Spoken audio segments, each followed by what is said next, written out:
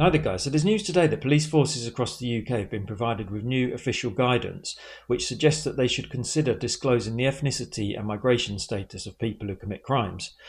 So in this video I'm going to set out why I think this is a bad idea.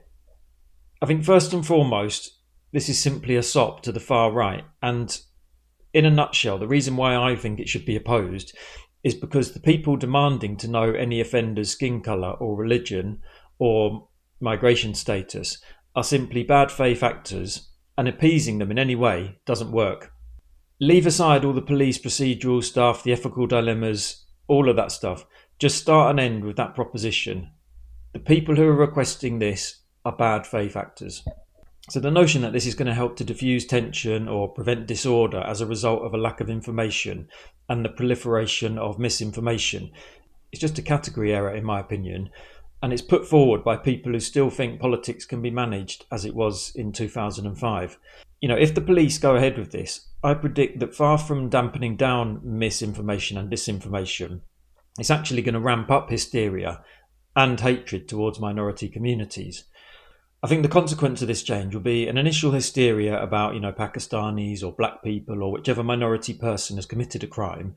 And that in turn will then fuel racist attacks on those communities in the immediate aftermath of any such crime. That was proven after Southport. It didn't matter if that person was black, brown, Pakistani, Romanian, whatever. Any non-white person and any non-white community was at risk in the immediate aftermath of that crime. The people out on the streets, they were attacking mosques, they were causing criminal damage, and it made absolutely no difference whether that person was, as I said, Eastern European, African or Asian. They were being attacked regardless. So then following that initial hysteria and anger that you're going to get immediately following a crime, you're then going to have months of speculation about two-tier justice arising from this change. So you'll have the far right, speculating on that person's sentencing and using sort of false equivalencies about that crime as compared to another person's crime and sentence, usually along racial lines. So then what's going to happen is that whatever community has become a target for the far right's ire, they're going to be subject to months and months of smears and dishonest takes about how this one criminal is emblematic of that community's non-Britishness and, incompatibility with British values. So I'll give you a good example of how this is going to play out. So take the Lucy Connolly case, which it feels like has been in the news every day for about a year. That woman's imprisonment happened round about the same time as that attack by the Asian men at Manchester Airport.